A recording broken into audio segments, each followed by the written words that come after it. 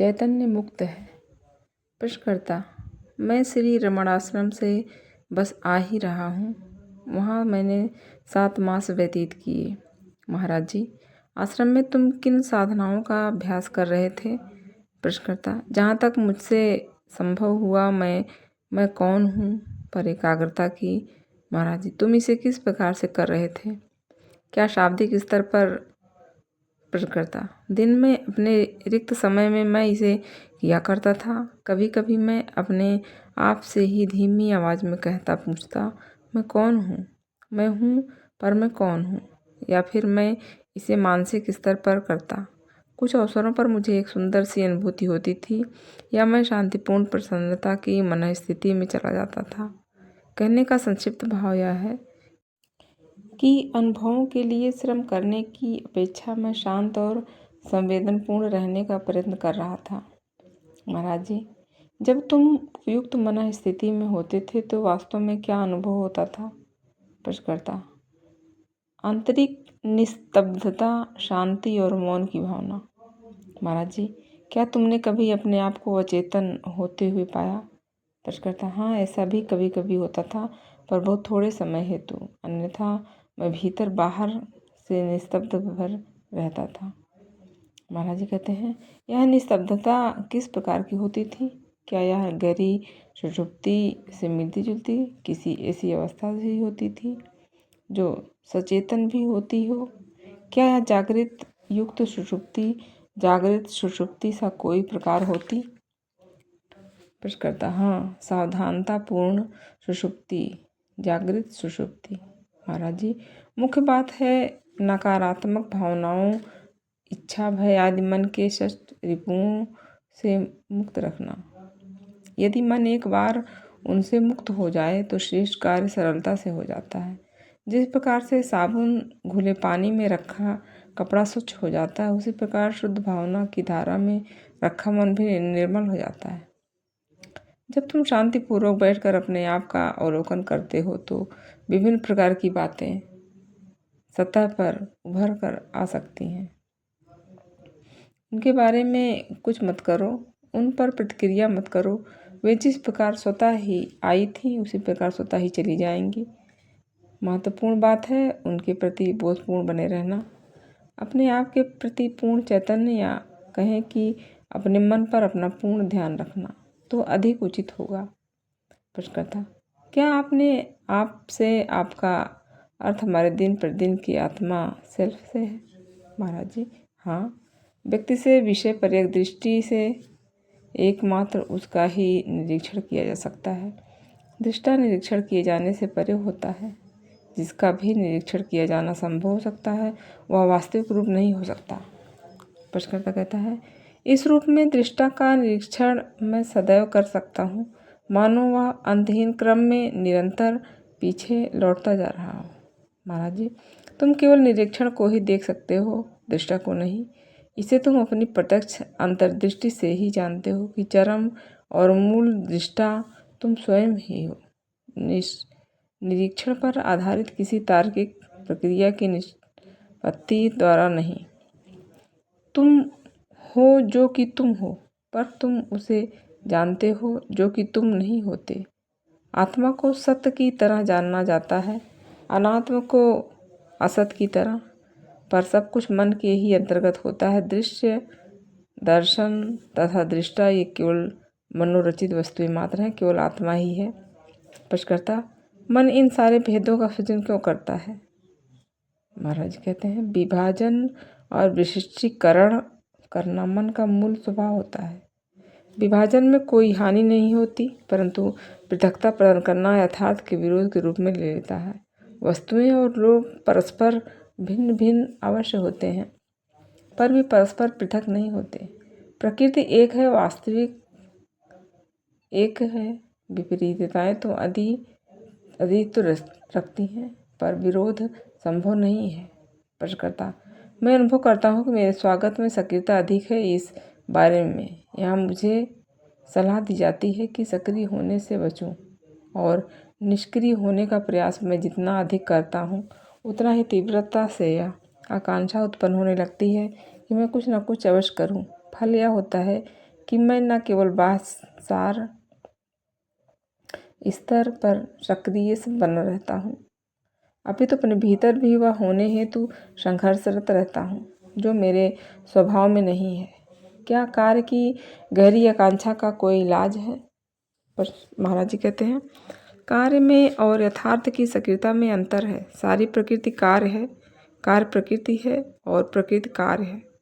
दूसरी ओर सक्रियता इच्छा और भय पर आधार, स्वामित्व और भोग की आकांक्षा पर, पीड़ा पाने और मिट जाने के भय पर आधारित होती है। कार्य समष्टि के लिए समष्टि द्वारा होता है, सक्रियता व्यक्ति के लिए व्यक्ति के द्वारा होता है। प्रश्न करता, क्या सक्रियता से छूटने का कोई उपाय है? महाराज जी, इसका प्रेक्षण करो या मिट जाएगी। प्रत्येक अवसर पर स्वयं को यह स्मरण दिलाते हुए उपयोग करो कि तुम बंधन में हो और जो कुछ भी तुम्हारे साथ घटता है वह इस तथ्य के कारण घटता है कि शरीर के धरातल पर तुम्हारा अस्तित्व है। कामना, भय, नष्ट, कष्ट, प्रसन्नता आदि तब तक प्रतीक नहीं हो सकते जब तक कि वह जिसे कि वे प्रतीत होते हैं अर्थात तुम ही ना हो। पर फिर भी जो हुई होता है वह इस बात पर का संकेत करता है कि तुम वहाँ संवेदन करने वाले एक केंद्र के रूप में हो। इस संकेतकाओं की अपेक्षा करो और जिसकी दिशा में वे संकेत कर रहे हैं उसके प्रति जागरूक हो। यह है तो नितांत सरल पर इसे किया जाना अति महत्वपूर्ण है। यह बात है कि तुम कितनी दृढ़ता से बार बार स्वयं पर लौटाते हो। प्रश्नकर्ता, अपनी गहराई में तल्लीन होने की विशिष्ट अवस्थाएं कभी अवश्य आती हैं, पर ऐसा अनपेक्षित रूप से और अल्प समय के लिए होता है। ऐसा अपेक्षाओं पर मेरा कोई नियंत्रण नहीं। महाराज जी, शरीर और भौतिक वस्तु है और उससे परिवर्तन के लिए समय लगता है। मन मानसिक अभ्यासों का विचार और भावनाओं के विभिन्न रूपों का एक समूह भर होता है और इस सभी को सतह पर लाकर उनकी परीक्षा किया जाना आवश्यक है ताकि वे परिवर्तित हो सकें। इसमें भी समय लगता है। बस एक बार दृढ़ निश्चय कर लो और परिश्रम करो, शेष सब अपनी चिंता पर कर लेगा। प्रश्नकर्ता कहता है, मुझे प्रतीत होता है कि जो भी किया जाना आवश्यक है उसकी स्पष्ट कल्पना मुझे है, पर मैं अपने आप को थका हुआ हतोत्साहित पाता हूँ और लोगों का संग खोजने लगता हूँ। इस प्रकार जो समय एकांत और ध्यान की दिशा में जाना चाहिए उसे नष्ट कर देता हूँ। महाराज जी कहते हैं, तुम्हें जो भी करने योग्य लगता है उसे करो, स्वयं पर दबाव मत डालो। अपने ही प्रति की गई हिंसा तुम्हें शुष्क और कठोर बना देगी। जिन्हें तुम अपनी राह की बाधाएं समझते हो उनसे लड़ो मत, बस उनमें रुचि लो, उन्हें गौर से देखो, उनका निरीक्षण और उनकी जांच करो। अच्छा या बुरा जो भी होता हो उसे होने दो, पर अपने आप को इस सब के तले दबने भर मत दो। प्रश्नकर्ता, अपने आप को निरंतर यह स्मरण दिलाते रहने का कि तुम दृष्टा हो क्या औचित्य है? महाराज जी, मन को यह सीख लेना चाहिए कि चंचल मन की पृष्ठभूमि में आधारभूत अपरिवर्तनशील चैतन्य अवस्थित है। मन को यह स्पष्ट हो जाना चाहिए कि वास्तविक स्वरूप क्या है और इसका आदर करना चाहिए। और मन को यह भी जानना चाहिए कि जैसे ग्रहण के समय चंद्रमा सूर्य को आवृत कर सूर्य ग्रहण उत्पन्न कर देता है, उसी प्रकार वह वास्तविकता को आवृत कर ज्ञानांधकार उत्पन्न न करे। बस यह ठीक से समझ ले कि जिसका भी निरीक्षण किया जा सकता है या जिसका भी अनुभव संभव हो सकता है वह ना तो तुम होते हो और ना ही वह तुम्हें बांध सकता है। जो तुम स्वयं नहीं हो उसे महत्व मत दो। प्रश्नकर्ता, आप जो करने हेतु तो मुझे कह रहे हैं उसके लिए तो मुझे अनवरत रूप से सजग रहना होगा। महाराज जी, सजग रहना ही जागृत रहना है। सजगता रहित तो सुषुप्ति ही है। वैसे भी सजग तो तुम हो ही। तुम्हें और सजग होने के लिए यत्न नहीं करना। तुम्हें आवश्यकता है अपनी सजगता के प्रति सजग होने की। स्वेच्छा और ध्यानपूर्वक सजग हो और ध्यानपूर्वक सजगता के इस आयाम के विस्तीर्ण करो, उसे गहन होने दो। अपने मन के प्रति तुम सदा ही सचेतन रहते हो, परंतु स्वयं के इस प्रकार से सचेतन होने के तथ्य के प्रति तुम सजग नहीं होते। इस सत्य पर तुम्हारा ध्यान नहीं जाता। प्रश्नकर्ता: मैं जहाँ तक समझ सकता हूँ वहाँ तक मुझे ऐसा लगता है कि आप मन, चेतना, सजगता, चैतन्य इन सबको भिन्न भिन्न कर सुनिश्चित अर्थों में प्रयोग करते हैं। महाराज जी, इसे इस तरह समझो, मन निरंतर ही विचारों को उत्पन्न करता रहता है, यहाँ तक कि तुम उनकी ओर ध्यान ना दो तब भी। जब तुम यह जानते हो कि तुम्हारे मन में क्या चल रहा है, तब तुम इस जानने को चेतना कहते हो या तुम्हारी जागृत अवस्था है। तुम्हारी चेतना एक अनुभूति से दूसरी अनुभूति की ओर, एक संवेदन से दूसरे संवेदन की ओर, एक विचार से दूसरे विचार की ओर अंतर्हित क्रम में गतिशील रहती है। इसके पश्चात चैतन्य आता है जो कि संपूर्ण चेतना के प्रति प्रत्यक्ष अंतर्दृष्ट है। मन की समग्रता है। देह रूपी भूमि पर मन किसी नदी की तरह प्रवहमान है। तुम क्षण मात्र के लिए किसी तरंग विशेष से अपना तादात्म्य कर लेते हो और कहते हो मेरा विचार। तुम जिसके प्रति सचेतन हो वह केवल तुम्हारा मन है, परंतु जब तुम सारी चेतना के ही प्रति बोधयुक्त हो तब वह चैतन्य है।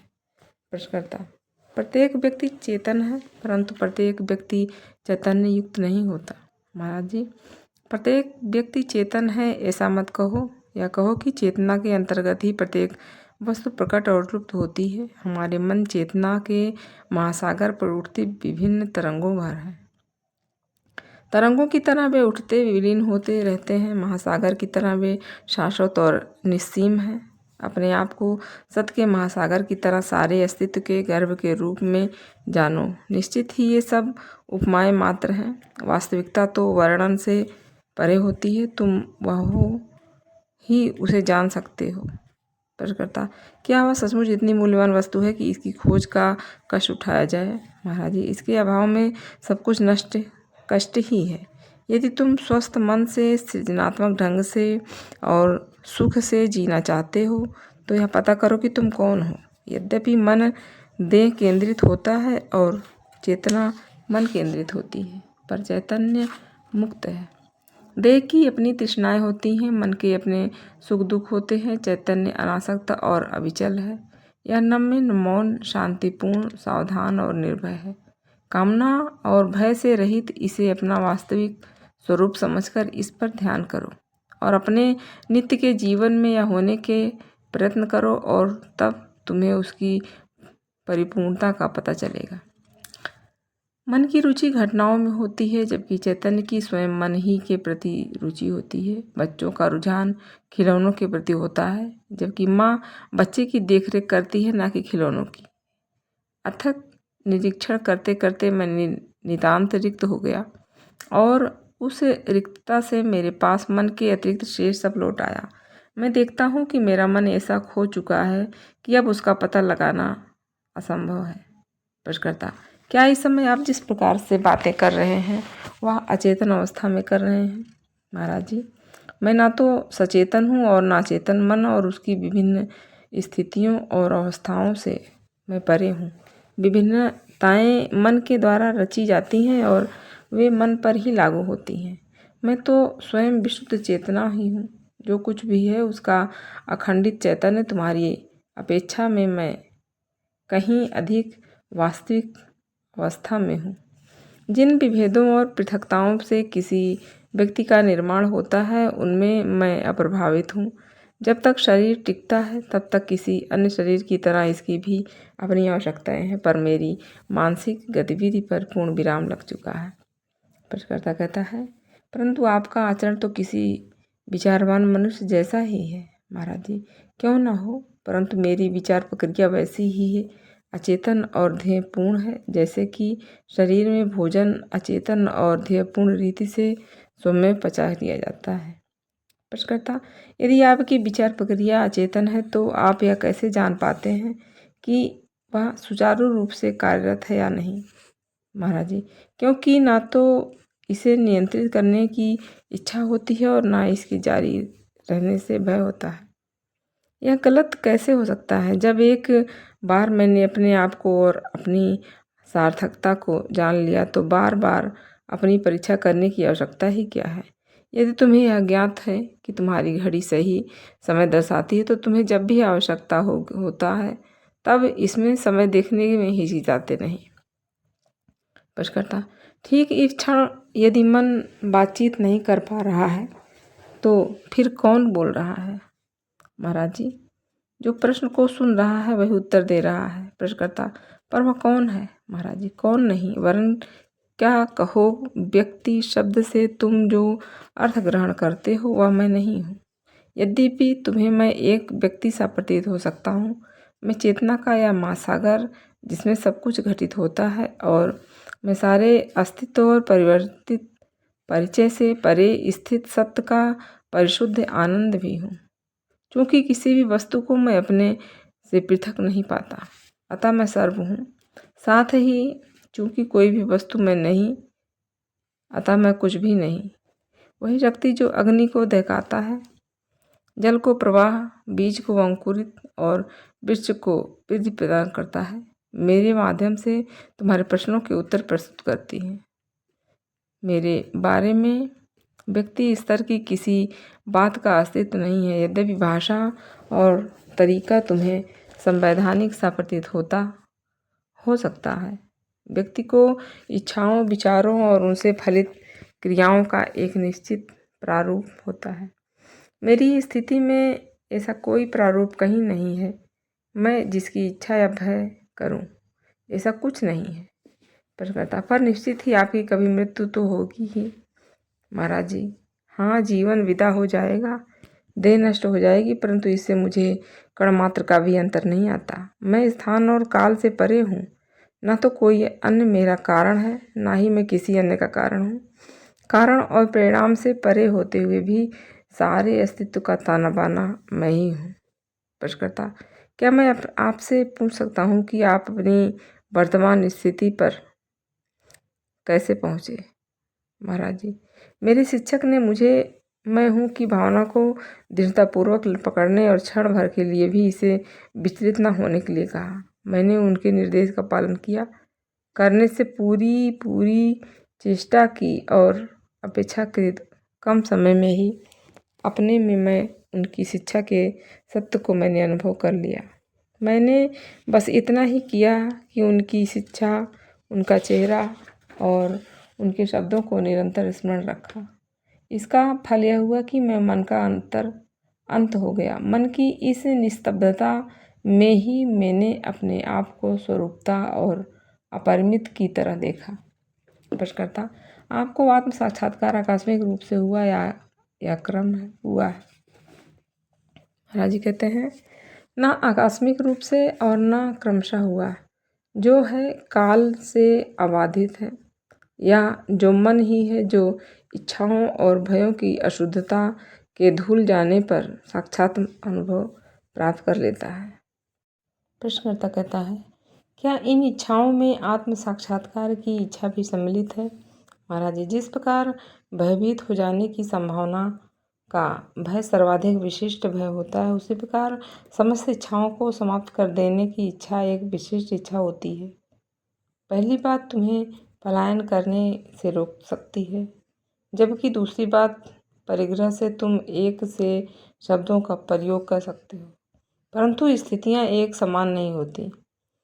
जो साक्षात्कार को खोजता है वह इच्छाओं से लुब्ध नहीं होता। वह एक ऐसा साधक होता है जो इच्छा के विरुद्ध चलता है, ना कि उसके अनुसार। मुक्त की सामान्य लालसा केवल प्रारंभ है। अगला कदम होता है उचित साधनों की प्राप्ति और उसका प्रयोग करना। साधन की दृष्टि एक ही ध्येय पर केंद्रित होती है, अपने वास्तविक स्वरूप को उपलब्ध करना। सारी आकांक्षाओं में यह सबसे बड़ी महत्वाकांक्षा होती है, क्योंकि ना तो कोई वस्तु इसे संतुष्ट कर सकती है, ना कोई व्यक्ति। साधक और साध्य एक होते हैं और खोज ही एकमात्र महत्वपूर्ण वस्तु है। प्रश्नकर्ता खोज कभी तो समाप्त होगी, साधक शेष रहेगा। महाराज जी, नहीं, साधक विलीन हो जाएगा, खोज जारी रहेगी। खोज काल निरपेक्ष परम वास्तविकता है। प्रश्नकर्ता खोज का अर्थ है अभाव, चाह, अपर्याप्तता और अपूर्णता। महाराज जी, नहीं, इसका अर्थ है अपर्याप्त और अपूर्ण की अस्वीकृति और निरसन।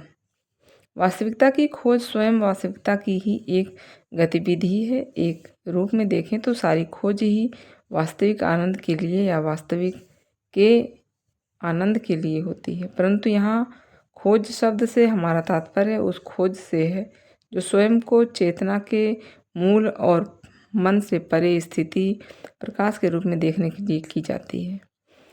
यह खोज कभी भी समाप्त नहीं होती और वास्तविक प्रगति के लिए आवश्यक है कि अन्य सब वस्तुओं के लिए होने वाली व्याकुलता का अंत हो जाए। यह समझ लेना आवश्यक है कि वास्तविकता या ईश्वर या गुरु की खोज और आत्मा की खोज एक ही है। वस्तु एक को पाने पर सभी प्राप्त हो जाते हैं। मैं हूँ और ईश्वर है, ये दोनों जब तुम्हारे मन में अभिन्न हो जाएंगे तब कुछ ऐसा होगा जिसे तुम निसंदिग्ध रूप से अनुभव कर लोगे कि ईश्वर इसलिए है क्योंकि तुम हो और इसलिए हो क्योंकि ईश्वर है, दोनों एक हैं। प्रश्नकर्ता कहता है, यदि सब कुछ पूर्व नियत है तो क्या हमारा आत्म साक्षात्कार भी पूर्व नियत ही है, या क्या उस बारे में कम से कम हम स्वतंत्र हैं? महाराज जी, नियति का अस्तित्व केवल नाम रूप के संदर्भ में ही होता है, क्योंकि तुम ना तो देह हो ना मन, इसलिए नियति का तुम पर कोई नियंत्रण नहीं। तुम पूर्णतः स्वतंत्र हो। कोई बर्तन अपनी आकृति, द्रव्य उपयोग आदि के लिए परिस्थितियों पर निर्भर होता है, परंतु उसके अंदर का आकाश मुक्त है। यह बर्तन में तभी माना जाता है जब इसे बर्तन को जोड़ कर देखा जाता है, अन्यथा यह नष्ट बस कोरा आकाश है। जब तक देह होती है तब तक तुम देह रूप में प्रतीत होते हो। देह के अभाव में तुम देह से पृथक नहीं हो जाते, तुम केवल हो भर। और नियति भी विचार मात्र है। शब्दों को कितने ही तरीकों से परस्पर साथ रखा जा सकता है। वक्तव्यों में विभिन्नता हो सकती है, पर क्या इससे तथ्य में कोई परिवर्तन होता है? विभिन्न बातों की व्याख्या करने हेतु कितने ही सिद्धांत हैं, सभी विश्वसनीय हैं, पर उनमें से कोई भी सत्य नहीं है। जब तुम काल चलाते हो तो यांत्रिकी और रसायन शास्त्र के सिद्धांतों को परिचालित होते हो। कार्य से बाहर हुए कि तुम शरीर क्रिया शास्त्र और जैव रसायन के नियमों से प्रभावित होने लगते हो।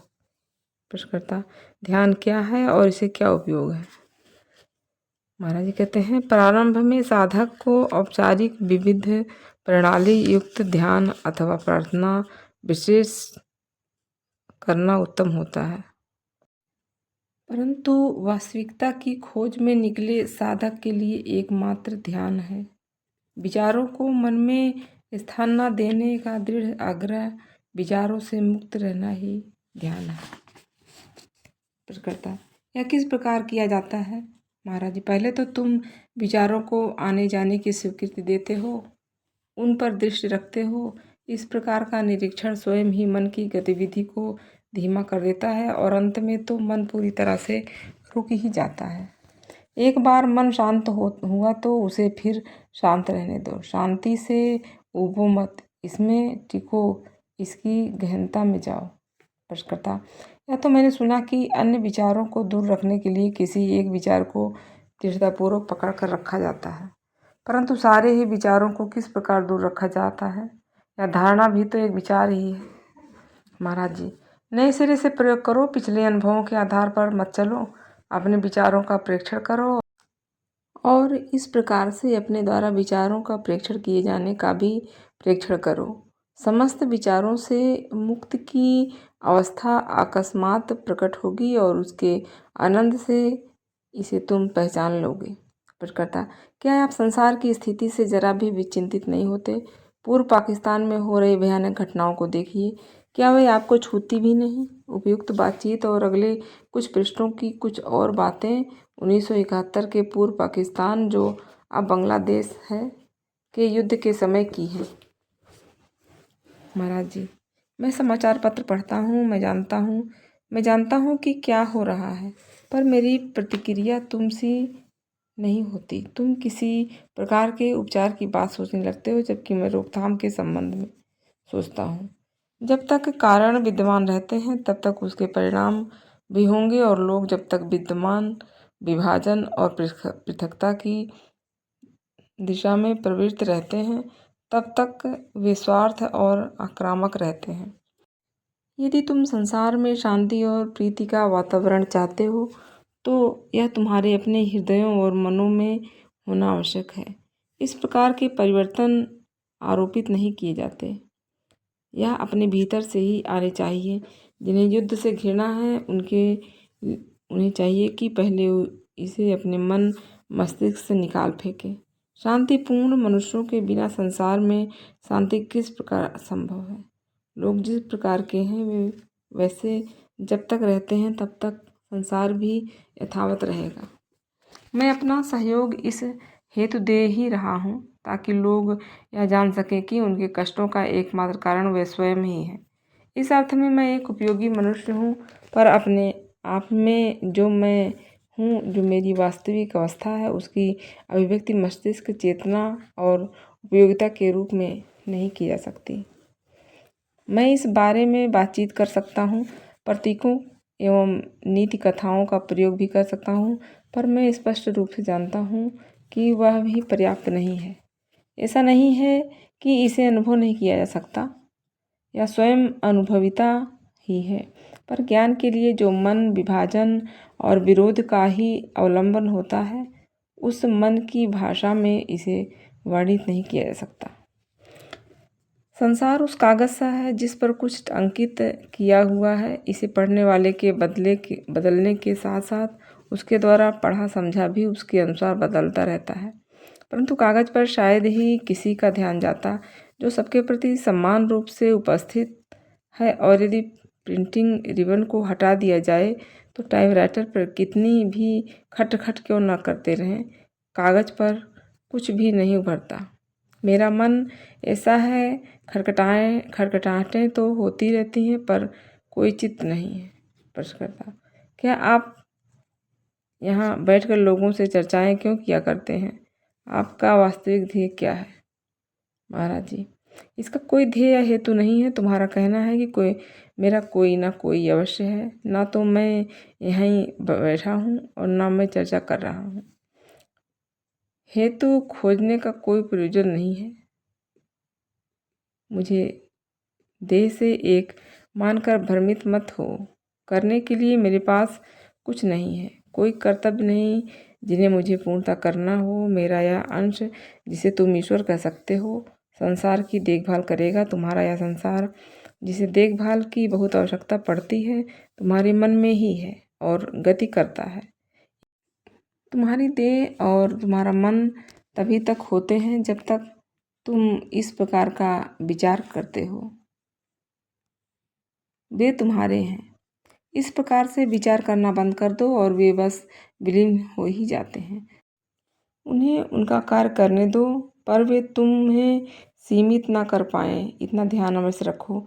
यदि तुम उनमें कोई अपूर्णताएं पाते हो तो बस उनका अवलोकन जारी रखो। तुम्हारे द्वारा उन पर दिए जाने वाले ध्यान का फल यह होगा कि वे परस्पर सामंजस्यपूर्ण हो जाएंगे। प्रश्नकर्ता: यदि मैं किसी गंभीर रोग से ग्रस्त हूँ और उसकी ओर बस ध्यानपूर्ण बना रहूँ तो क्या उस रोग का उपचार हो जाएगा? महाराज जी: इसे इसकी समग्रता में ग्रहण कर ध्यान दो, केवल बाहरी लक्षणों पर नहीं। सारी रुग्णताएं मन से प्रारंभ होती हैं। समस्त अवांछित धारणाओं और भावनाओं की खोज और उनका निरसन करते हुए पहले अपने मन की देखरेख करो, फिर कोई रोग की अपेक्षा करते हुए उसे महत्व न देना। अपना कार्य करते हुए तुम जीते चलो। कारणों के मिटा दिए जाने पर उनका प्रभाव भी समाप्त हो जाएगा।